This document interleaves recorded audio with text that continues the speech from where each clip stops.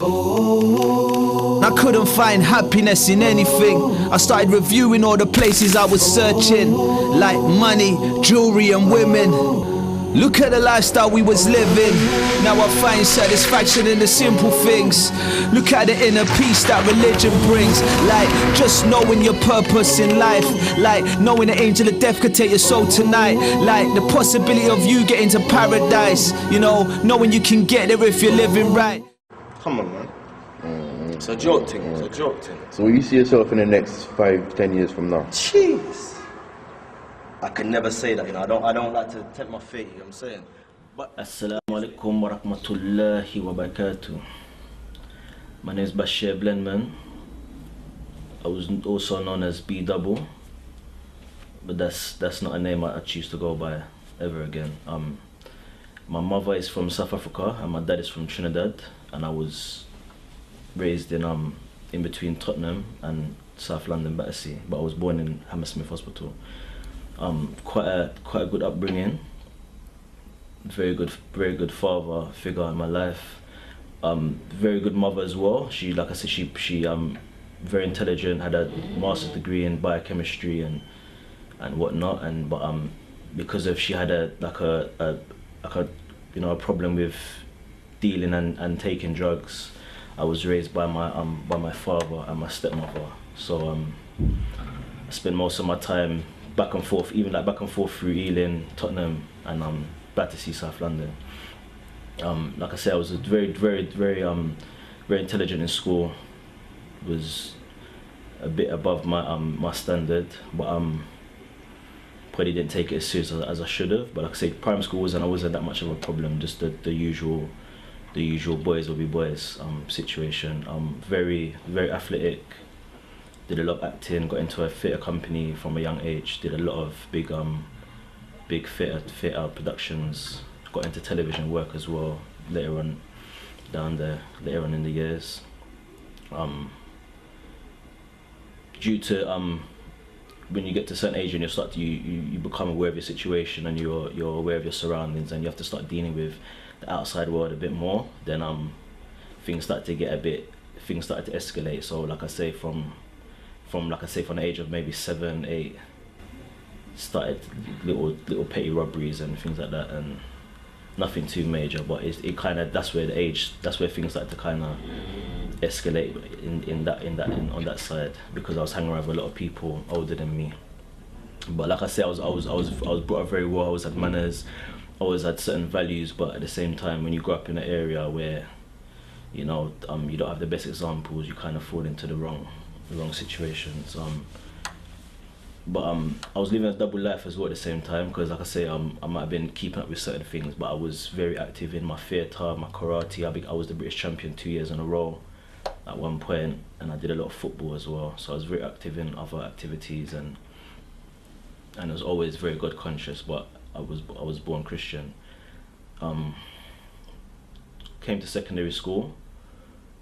Really started to pursue music, but singing, I used to enjoy singing at that age, because obviously due to theatre, and at that age you're not really the best rapper. You can't really, there's not a lot you can talk about when you're that age. So singing was my thing. I really enjoyed it. It was gonna, it was gonna get into it, but that's where things started to go really downhill, because like I said, when you get to that age and you're really out in the outside world now, and then you have to start dealing with the jealousy. You have to start dealing with a lot of like the hardcore crime starts to kick in by the time you hit secondary school. So it's like I was torn between like a positive lifestyle, so to say in Jahiliyyah it is a so-called positive lifestyle, doing your music and doing other things, and then I was torn between getting involved in serious crime. So like I said, at the time I was hanging with a lot of people that was older than me, very serious criminals, and I kind of went more towards that side of things. But like I said, I was still until maybe up to the age of 14, I was really living a double life. I was still doing acting. I was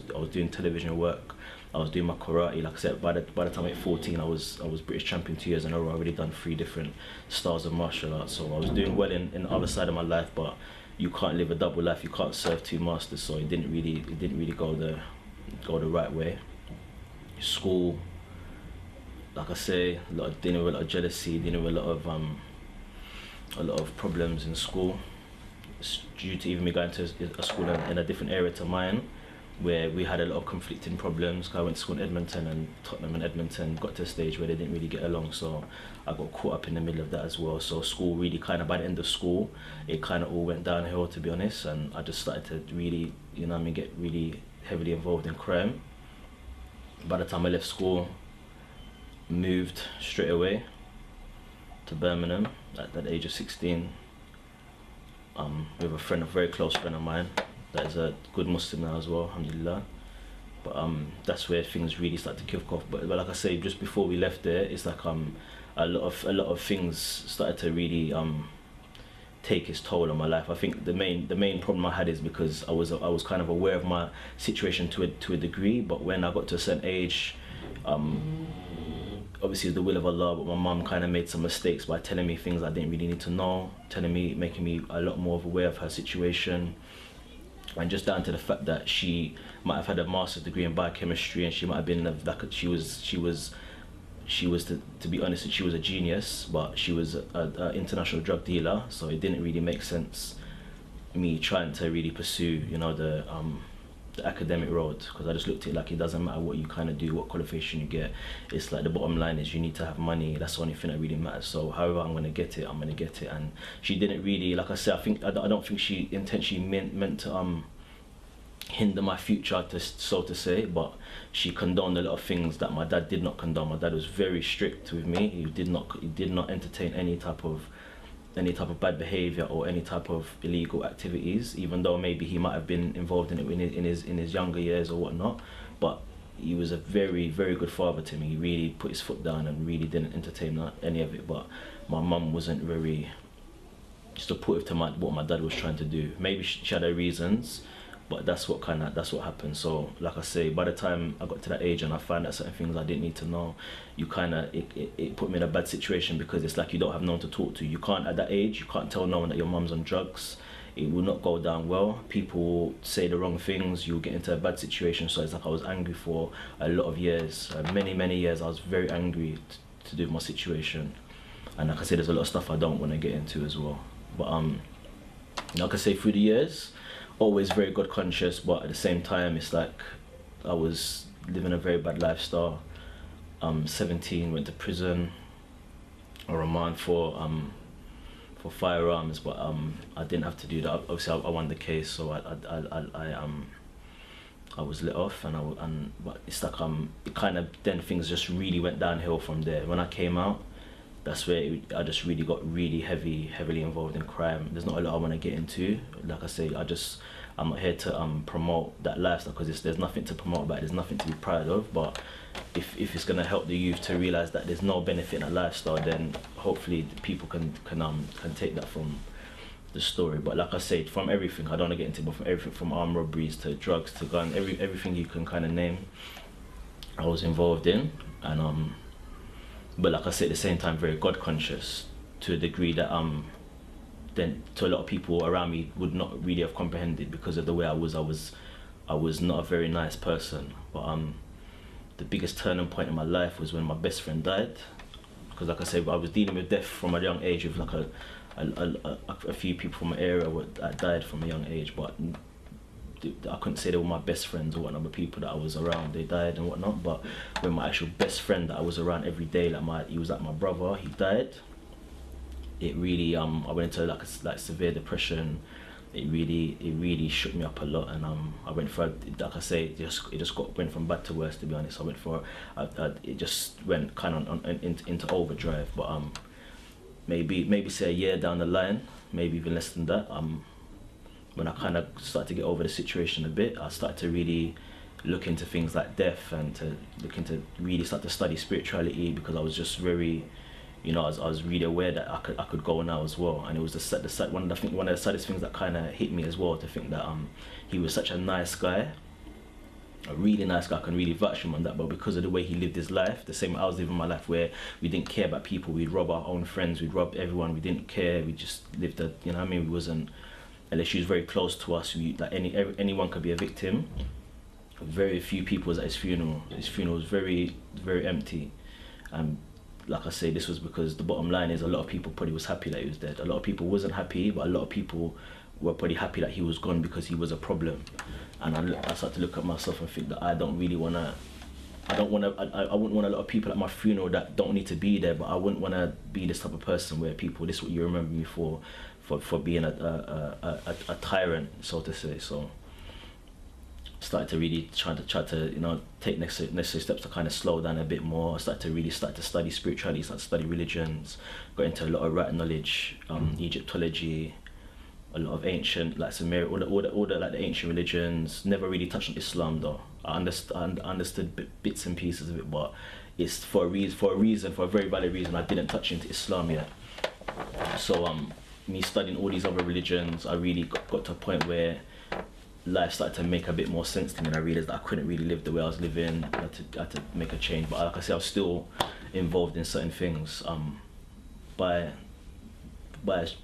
I don't know, funny coincidence, my old agent contacted me, and he got me 2 jobs on television again, and this was when I was maybe 18, and got me 2 jobs on television again. I did one for Judge John Deed, and then I did another one on the bill. But when I did Judge John Deed, I met a Christian brother, very nice brother, despite whatever what, you know what I mean, how obviously we know that what they're upon is not really it's not the right way to live your life, but he was a very nice brother, really. And like I said, me coming from Christianity, it's like when you kind of want to go back to God, the first thing you kind of do is go back to what you know. So it's like it was easy for me to kind of get sucked into that. So like I say, we kind of got talking and got very close, and then we started to get into the Christianity on a deeper level.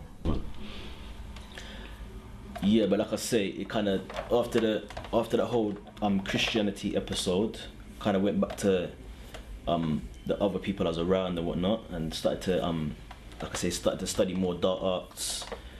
Yeah, very dark arts, and like I say, metaphysics and just magic, to be honest, straight up and down magic, you know what I'm saying, voodoo, all that type of stuff. Started to study all these things, and like I say, these are things that I have to make very clear, like even if a lot of people that might be looking at this might even be involved in these things and whatnot, or they might be thinking of getting involved in these things, but I'm telling you, even at that stage where the people I was around had, like I say, were leaving their body, doing certain things and all these type of, like, a lot of crazy things, and like I say, thinking that like I say, they had a lot of power, and even myself, this is not power.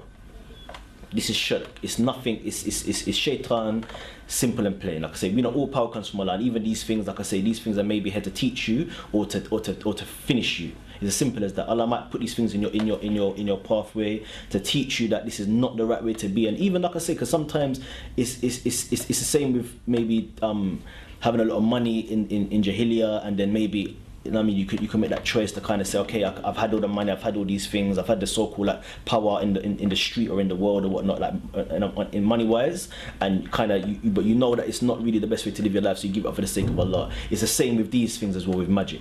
These are things that Allah could put in your place, put in your way, to make you think that, you know what I mean, this is something that is beneficial to you, and it's something that is going to get you somewhere, but it's not going to get you nowhere. The only place it's going to take you is Jahannam. So anyone that's seeing this, and like I say, that's involved in it, or was involved in it, or thinking of getting involved in it, believe me, there's no power in what you're doing. You could lift up yourself, you can fly, you could do whatever you think you're doing, you can kill someone with little veys or these things, like these words, or there's a lot of things you could do to people. You can really ruin people's lives, you can help people's lives, you can gain a lot of money. There's a lot of ways that you can exercise these powers. You know what I'm saying? From Kabbalah to voodoo to straight Luciferianism. There's many ways, and we see it today. A lot of these people that are rich and that run the world deal with these things, believe it or not. And it's not because they're stupid people, it's because they've got too much intelligence with no understanding. The same how we was very intelligent youths, but we had no understanding. We still believed in God, but we thought that we could still exercise all these other things as well, because like people just didn't do it because maybe they were scared or whatnot.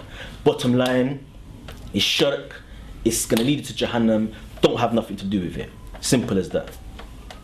But like I say, while all this was going on, all this studying, like this, you know what I mean, this crazy studying was going on, I was, like I say, this is the point when music was getting a lot more serious now.